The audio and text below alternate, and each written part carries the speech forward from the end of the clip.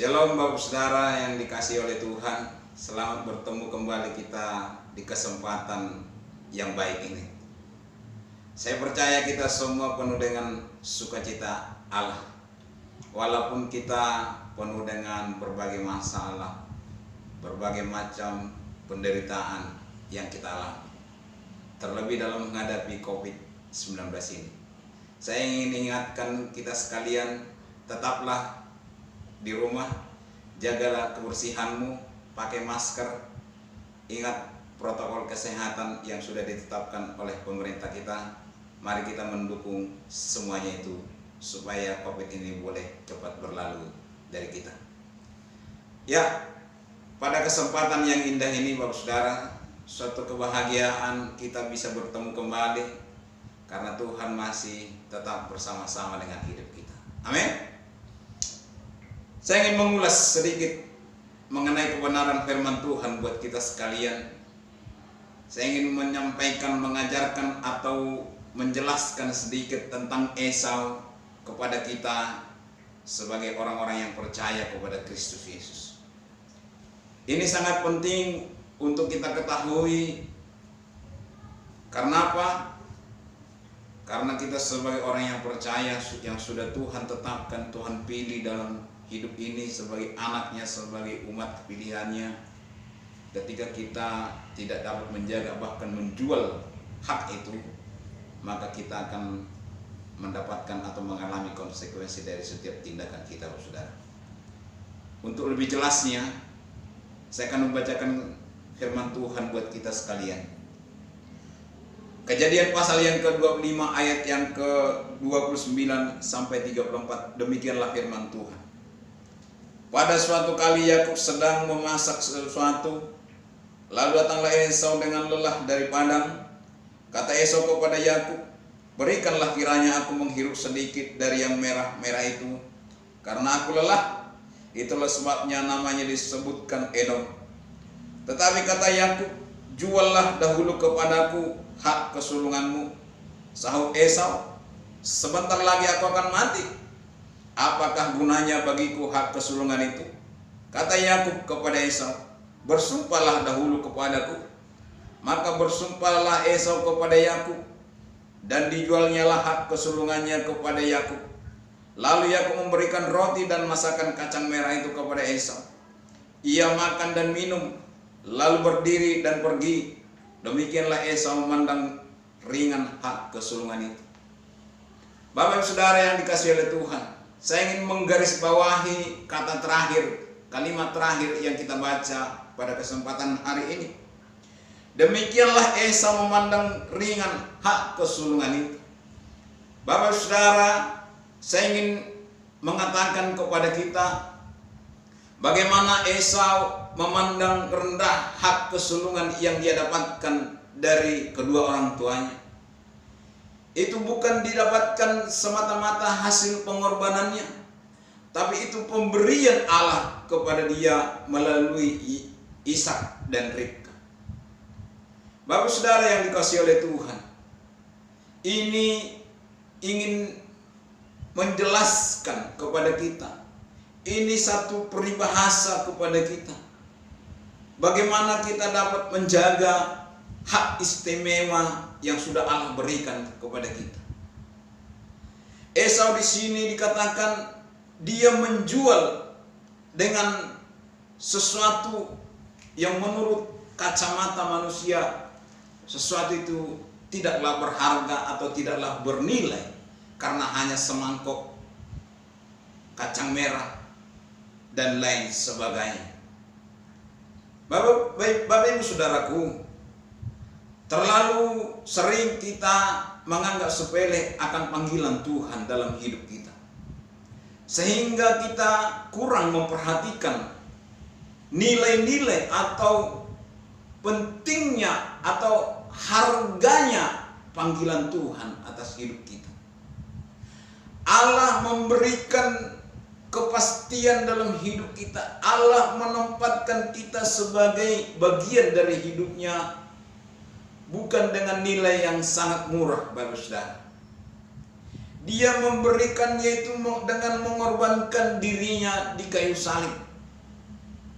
Ia mati di kayu salib bukan seperti kematian manusia biasa.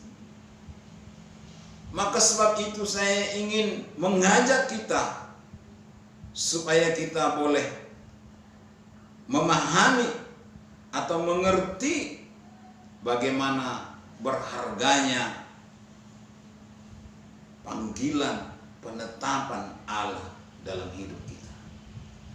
Di sini dikatakan Esau itu menjual hak kesulungannya kepada adiknya Yakub. Ada banyak orang berkata Yakub terlalu licik terhadap kakaknya. Tapi saya mau katakan kepada kita bahwa Yakub mungkin di sini kita berkata licik.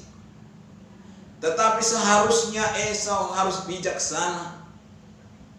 Dia harusnya memandang begitu berharganya nilai kesulungan itu. Bagi orang Batak, anak sulung itu adalah anak penamaan atas orang tua atau kakek neneknya. Jadi ada namanya dia tertera di silsilah orang tuanya. Ketika kakek atau neneknya meninggal, maka yang disebut atau ditertulis di batu nisan atau di salibnya adalah nama anak sulung dari anak sulung kakeknya itu. Itulah kebiasaan orang Batak. Tapi ketika Esau menjual hak kesulungan itu kepada Yakub, ini berarti namanya dia tidak lagi layak dalam silsilah Yakub. Bapak saudara yang dikasihi oleh Tuhan, seberapa banyak kita yang sepele akan panggilan Tuhan dalam hidup ini. Ada konsekuensi ketika Esau menjual hak kesulungannya.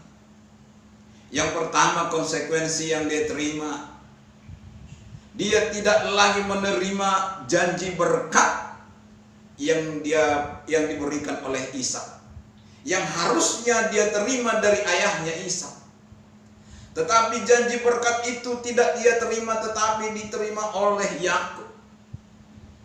Walaupun jalannya berbeda-beda, cara mendapatkannya berbeda, tapi awal dari mendapatkannya Yakub janji berkat itu pada saat Esau menjual hak kesulungannya kepada adiknya.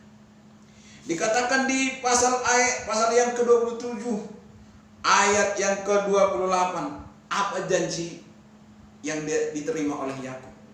Allah akan memberikan kepadamu embun yang dari langit dan tanah-tanah gemuk di bumi dan gandum serta anggur berlimpah-limpah. Bangsa-bangsa akan takluk kepadamu dan suku-suku bangsa akan sujud kepadamu. Jadilah Tuhan atas saudara-saudaramu dan anak-anak ibumu akan sujud kepadamu. Bapak saudara yang dikasihi oleh Tuhan, ini janji yang sangat luar biasa. Dikatakan di situ anggur embun akan membasahi kebunmu. Saudara-saudaramu, anak ibumu akan sujud dan takluk kepadamu. Betapa luar biasanya, saudara. Terkadang kita lupa akan hal itu. Karena apa? Karena kepentingan sesaat dalam hidup kita. Mungkin engkau menjual kesulunganmu hanya karena ingin supaya bisnismu lancar. Engkau menjual keimananmu, engkau menjual Tuhanmu hanya mungkin karena seorang wanita, atau mungkin hanya seorang pria, atau supaya jabatanmu naik. Saya mau katakan ada konsekuensi yang kita terima. Janji yang Allah mau berikan kepada kita, kita tidak terima lagi. Seperti Esau, dia tidak menerima janji berkat yang seharusnya bagian hidupnya, tapi diberikan kepada Yakub.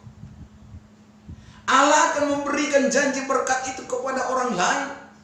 yang mau menerima panggilan Allah itu, yang mau menghidupi panggilan Allah itu, dan yang menjaga panggilan Allah itu sendiri dalam hidupnya. Saudara yang dikasihi oleh Tuhan, mari kita bersama-sama menyadari, introspeksi dirimu.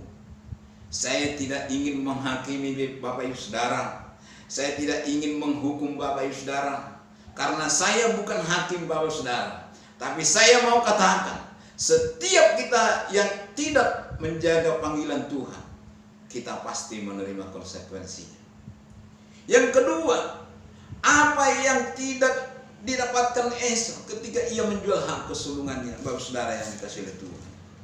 Yang kedua adalah tidak mendapatkan bagian dari janji Allah yang Allah ucapkan kepada Abraham. Allah berjanji kepada Abraham, beranak cucu dan bertambah banyak, jadi bangsa-bangsa, engkau akan menjadi bapa bangsa-bangsa. Kita melihat, kalau kita menyelidiki seluruh Alkitab, isi Alkitab kita, maka nama Esau sangat susah untuk kita temukan. Dikatakan di sini Edom, bangsa Edom. Kalau kita melihat perjanjian baru, hampir tidak kita temukan.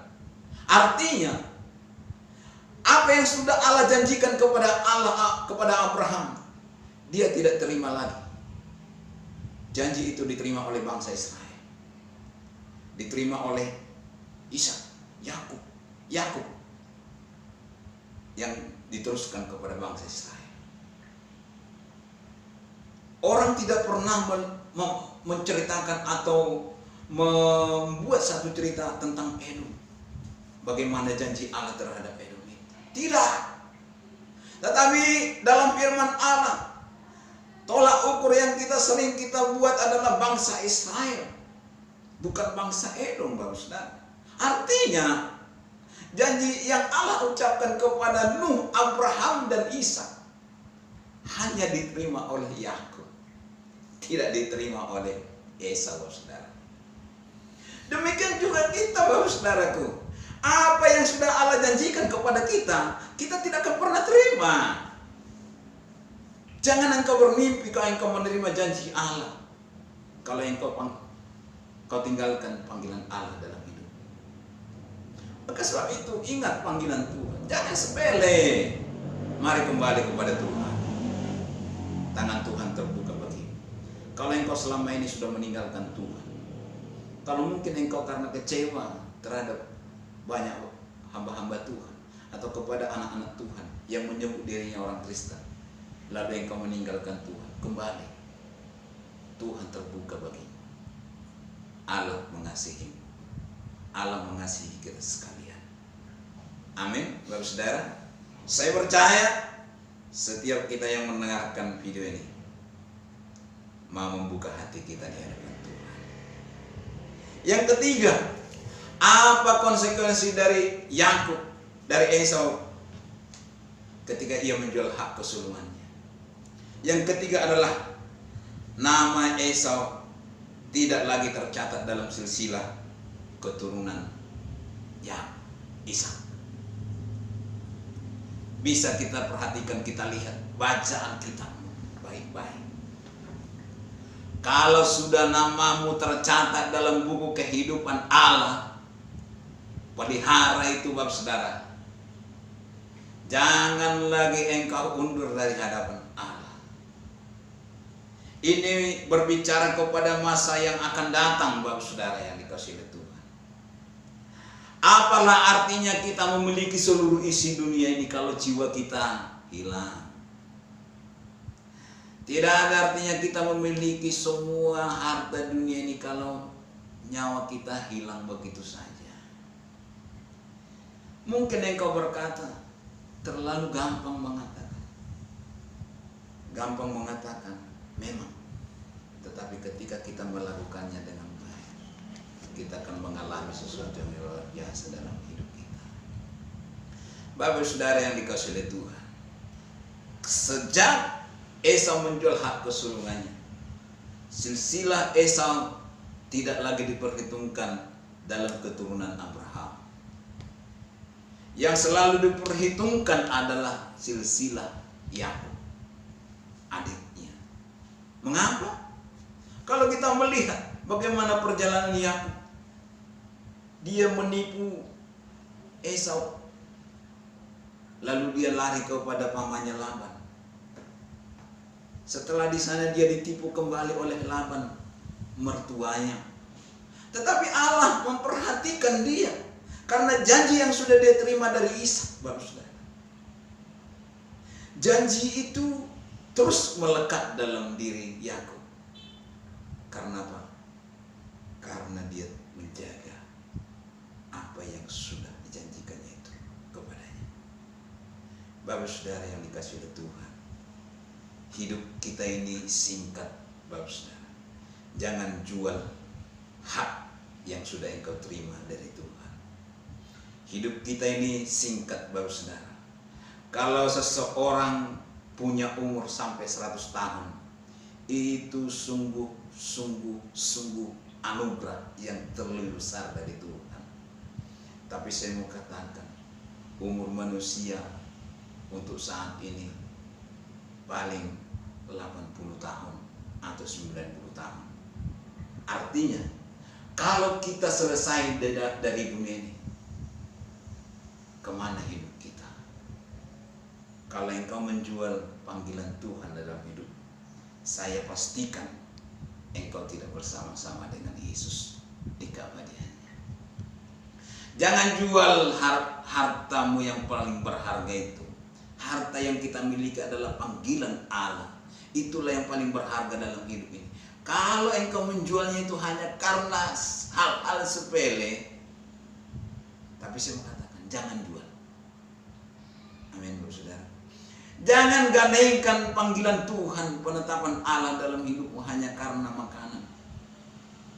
Lebih baik engkau mati karena kelaparan daripada engkau mati karena engkau menjual panggilan Tuhan dalam hidup. Kalau engkau mati karena kelaparan tetapi engkau dalam panggilan Tuhan, panggilan Allah itu tetap melekat dalam hidupmu, saya pastikan engkau bersama dengan Yesus di keabadiannya. Tapi engkau meninggal sesudah engkau menjual hak itu, saya pastikan juga engkau tidak ada bersama dengan Yesus. Konsekuensi dari setiap tindakan kita pasti terima, Bapak Saudara. Jadi Bapak Saudara yang dikasihi oleh Tuhan, mari ingatlah tujuan akhir hidup kita adalah bersama dengan Bapa di surga. Amin. Amin Bapak-Ibu. Amin saudaraku. Dunia ini tidak bisa kita miliki untuk selamanya. Karena hidup manusia pasti ada batasnya. Saya berharap, harapan saya kepada kita sekalian, supaya kita tetap menjaga hak istimewa yang sudah Tuhan berikan kepada kita. Amin ya. Jadi jangan lagi jual, jangan ada maksud untuk menjual itu.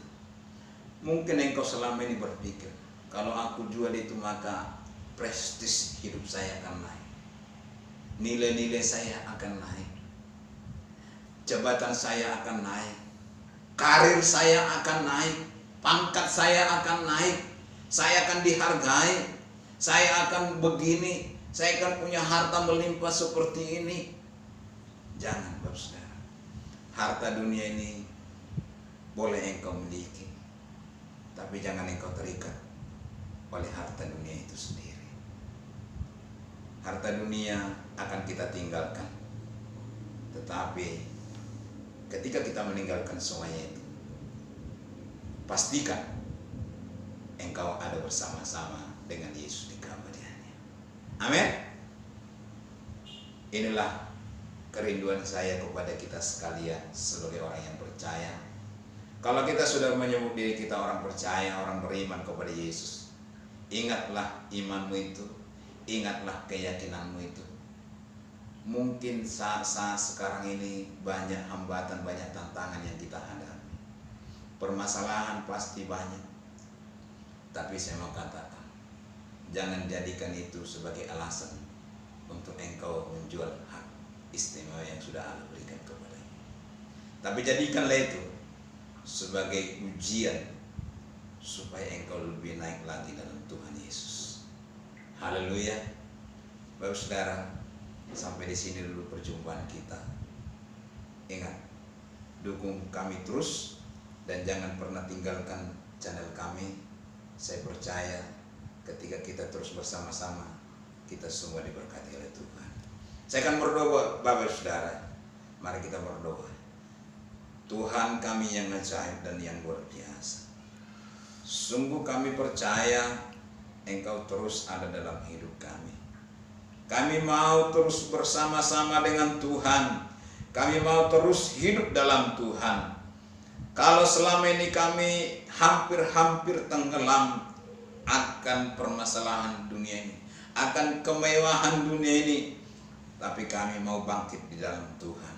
Kami mau bersama dengan Tuhan Yesus. Apapun yang terjadi dalam hidup kami mau hidup dalam Tuhan.